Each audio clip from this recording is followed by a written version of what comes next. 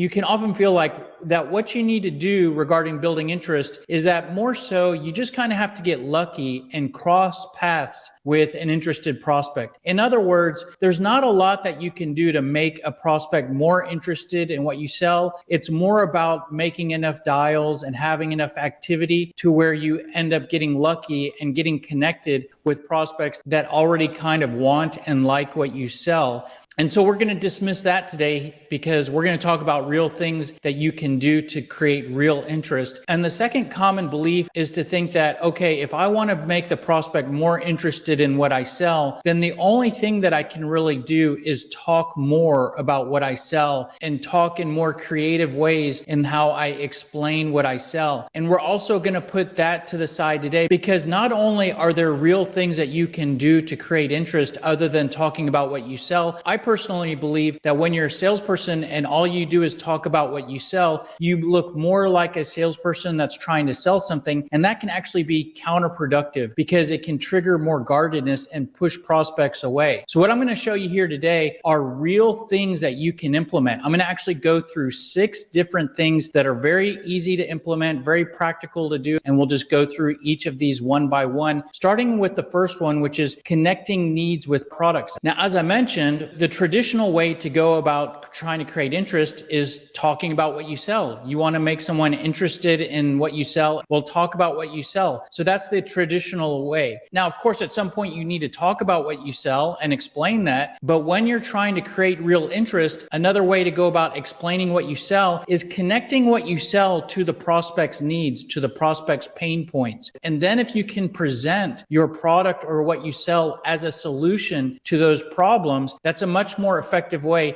to build interest. Now, in order to do this as a salesperson and during a cold call, we're going to have to make some changes in terms of how we organize what we talk about with prospects. A more traditional salesperson, someone that I often refer to as a product selling salesperson, they often talk to a prospect in this way, whether it's a cold call or a meeting. They might open the discussion, they might introduce themselves and what they sell. Then maybe they might talk a little bit about the prospect. This might even get skipped by many salespeople, and then they might go for the close. Now, the problem with this approach is that if we're trying to connect the prospect's needs with our products, this approach doesn't allow for us to know what the prospect needs are. So we're going to make one main switch here with our approach is that we're going to switch these 2 steps. So on a cold call, we're going to open the call, and then we're going to focus more on the prospect to learn about them, maybe asking questions. And then after we learn about the prospect, learn about their needs, learn about their pain points, then we introduce what we sell. And that's how we connect their needs with our products. That's how we present our product as a solution to their problems. And that's how you build real interest instead of just talking more about the product that you sell. All right, let's move on to the next one, which is talking in a way where you're answering the question of what's in it for me. And if we go back to that traditional product selling salesperson, they often talk mostly about what the product that they sell includes in terms of features, how it works, the functionality that it provides, the company they work for, and they might introduce the pricing and packages for the products that they sell. Now, of course, you need to talk about a lot of these things when you're selling and talking to prospects, but the challenge with focusing solely on this is that when you talk about all of these details, that does not answer the question of what's in it for me for the prospect. And that's really the question you have to answer in order to build real interest. So what you need to do is you need to take all of the discussion around these areas one step further and focus on the benefits that the product, the features, and the functionality provide. And the benefits are the improvements that the products and features deliver to the prospect, deliver to the customer. And so it's talking about these that answers the question of what's in it for me. The way that you help the prospect to improve the things on their side answers the question of what's in it for them, and that can help to make them interested in wanting to purchase the product or service that you sell. Now, I admit that it can often be difficult to try to identify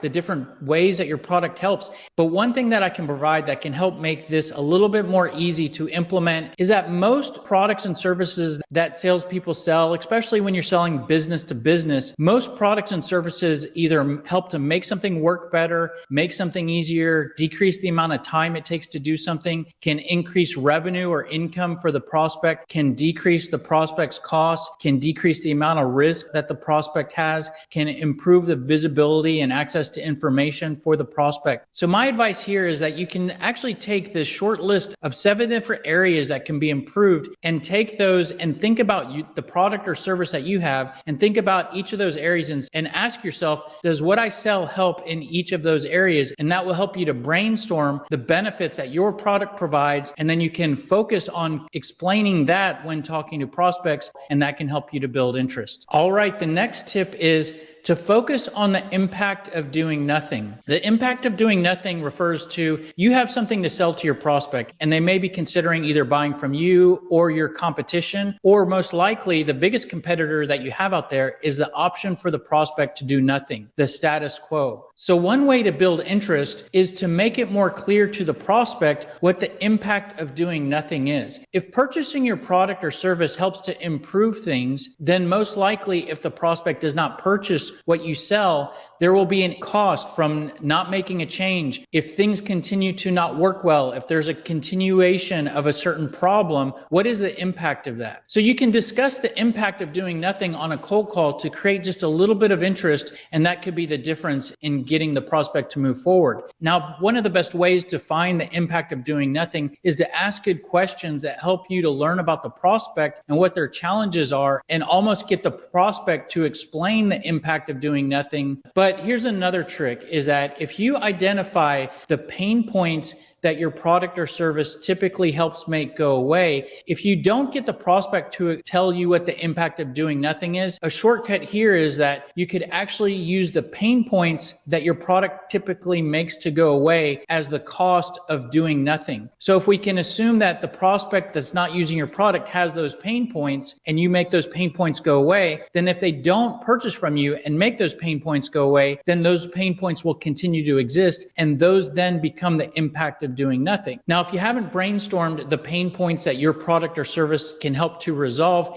here's a quick tip, and this builds on the last tip. When you identify how to answer the question for the prospect of what's in it for me by brainstorming your benefits and your value points, those can then be used to brainstorm pain points that your product or service can resolve, because for each improvement that your product delivers, there's usually an opposite problem that your product makes go away. So you can create a correlated, actually inversely correlated list of pain points. And those pain points could be discussed with the prospect during a cold call in terms of the impact of doing nothing. And that can help you to build interest. All right, moving on to the next one, which is talk about how you're different. And how you're different is your differentiation. And if you are competing against a direct competitor for your prospect's business, or you might be competing against a current product that they've already purchased that you want to replace, if you differ from either of those in some sort of way, you want to communicate that, and that can help you to build interest. If your system is easy to set up, then your differentiation could simply be communicated as, our system can be set up without any consulting services. If that's the case and your competitor will charge thousands of dollars for setup, then you want to emphasize that and educate the prospect on that. Maybe your product is easier to use and does not require any training. You might be hearing this and thinking, well, my product is kind of the same as the competitor, or my product is the same as what they're using today. Well, maybe there's something else in terms of how you do business that is different. Maybe it's your support. Our support is better. And when you need help with us, you can actually talk to a human. Maybe it's your pricing. Maybe it's the way you do business, or your terms, or your contract. We provide a 30-day money-back guarantee. If you're not different in any way, that's fine. You could skip this tip. But if you are different and you have some type of differentiation, don't forget to educate the prospect on that. All right, the next tip is to share some interesting company facts. Is there anything interesting about your company that the prospect might find intriguing and might make them more curious to learn more? Have you been in business a long time? We've been in business for 30 years. Have you won some awards? That's an interesting company fact that you should educate the prospect on. We've won design awards for 3 out of the past 5 years. We're a veteran-owned business. We have over 150 patents. So if there's something interesting about your company, it's good to mention. And if there's not, no big deal. You can skip this step. And the last tip is to share a customer example. Sharing a customer example is really helpful for a couple reasons. First of all, when you talk about your product, the prospect might not completely understand what your product is and what it does. When you share an example of another customer that has used your product, that can help them to more clearly understand what it is you're talking about. So in some ways, it can help to build interest by educating the prospect and making it more clear on what it is you do and how you help. It can also help to establish more credibility and make the prospect trust what you have to say more because they're seeing an example of how you've done this in the past. So to help you with sharing a quick customer example on a cold call, you have to be really short and tight with the example and how you explain it because you don't have a lot of time. So what we've done here is we've given you a little template builder that you can fill in with some quick details about your product and service and create a really quick customer example that you can share on a cold call. And so it starts out by sharing a customer that you've worked with and they had a challenge with, and you can insert the challenge that they had, insert one of the pain points they had. We help to solve this by providing our, and you insert what you sell. This not only helped them to, and then you insert the initial benefit, but it also helped them to, and then you insert the ultimate improvement. So in this quick little 3-bullet blurb, we're inserting the pain point that we help to solve, we're inserting what we sell, and we're inserting 2 benefits that we provide. And that's a really quick little example, and it's very easy to share that quick example during a cold call. And so what this might look like filled in, we actually worked with Solar Phase, and they were needing to increase the leads that they were generating. We were able to solve that by providing a new sales script and training process. This not only helped them to get reps generating more leads, but also decreased sales staff turnover. So that is a quick customer name drop example. And so those are the 6 quick, easy to implement tips that you can add to your cold calls that can help you to create real, genuine interest on the prospect side. Now, I want to wrap up with actually some good news, and that is that you actually don't need to build as much interest as you might think that you need to build during a cold call. This is actually the sales process that we break selling down into. And it's these 4 steps, with the first step being the initial contact. This is the cold call. And when you're a traditional product selling salesperson, when you're in the cold call, you often are focused on trying to get the prospect to purchase what you sell. Even if they can't purchase right there, maybe in a 1-call close, you still are trying to build interest to a level where the prospect wants what you sell, or you're trying to validate the need and interest in wanting what you sell. I'll give you an example. A salesperson that sells web design services, and I get these emails and calls every day. They might reach out and say, I provide web design services. Do you need to redo your website? Are you looking to redo your website? And that type of question and discussion at the cold call or in the cold email is focused on the purchase. Do you need what I sell? And the problem with this is that the purchase is not the next step in the sales process. The next step in the sales process is simply to talk more. And so that web design salesperson could make the minor change of changing from, do you need to redo your website? Or can I talk to you about redoing your website? And can change to having a conversation about websites or a conversation about the prospect's website, and bring things way before the discussion of purchasing web design services. And what this looks like on a cold call is focusing on setting the appointment, selling the meeting, selling the conversation, instead of selling the product or purchase. And not only is this more logical, it's actually easier to sell, it's easier to close. And regarding interest, here's the really nice thing. If you're trying to sell the purchase and trying to get someone interested in redoing their website, you have to create and build a lot of interest. There is a lot of interest needed in order to purchase what you sell, and that can be really challenging to do on a cold call. If you're selling the meeting and selling the conversation, the level of interest is much less. So when you're able to resist that natural instinct of always trying to sell the product and validate interest in purchasing what you sell and focus on selling the meeting, the interest that you have to create is a lot less. And when you add that change in mindset to the 6 tips that we provided you here today, it makes things easier and more realistic to more consistently build the level of interest that you need to generate leads and to move prospects to the next step in your sales process. Now, in all those tips that I just went through with you, there's a lot there.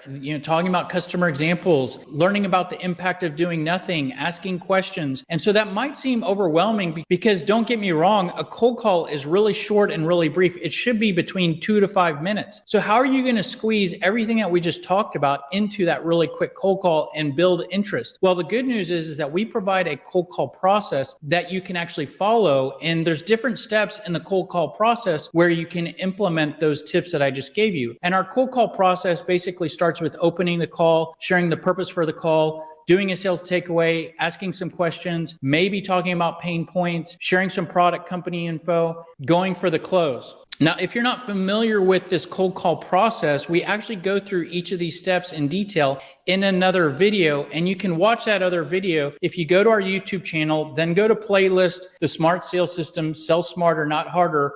Module 6 on cold calling goes through that process from beginning to end. But now if we just look at this process regarding building interest and how to apply those different tips that I gave you. So there are some different places where you can sort of try some of these different tactics. First of all, when you share the purpose of the call, you could use a couple of the tactics that I talked about. So at this point, you could actually share your value proposition, which is starting to answer the question of what's in it for me for the prospect. A step later in the cold call process is discussing pain points. This is an area where you can start to talk about the impact of doing nothing. But really the main place where you're going to implement most of the tips that I've given you here today is this stage of sharing product and company info. And what the traditional product selling salesperson would do at this step is, first of all, this step is usually often at the top of the call right after the open. But what the product selling salesperson will do is at this step, they'll just talk about the company they work for and the product that they sell. And so we can actually improve that by adding some of the tips that I've given you here today. And so here's an example of that. So certainly once you get to this stage of the cold call, you can mention who you work for and what you sell and the features that it includes. So then we could build on that by sharing, we help CFOs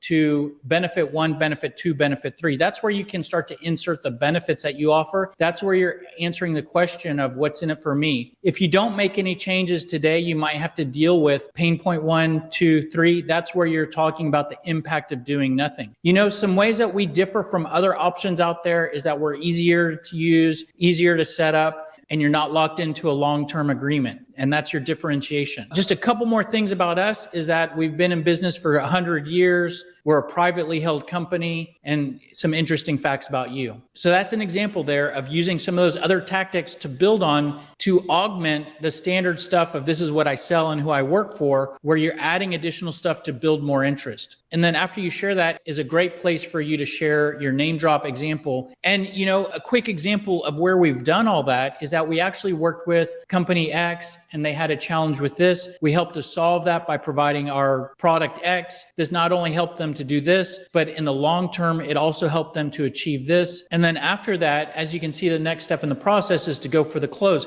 And so that's pretty much it. If you want more information, more help, the best place to go is salescriptor.com. If you want more tips, there are plenty of videos on our website. There's also ebooks that you can download for free. If you have questions on the product of SalesScriptor, plenty of product information, demo videos. If you want to contact us, you can get our phone number, email address. There's a chat window on our website. Thanks for being here. We'll see you on the next video. Have a great day. Take care. Bye.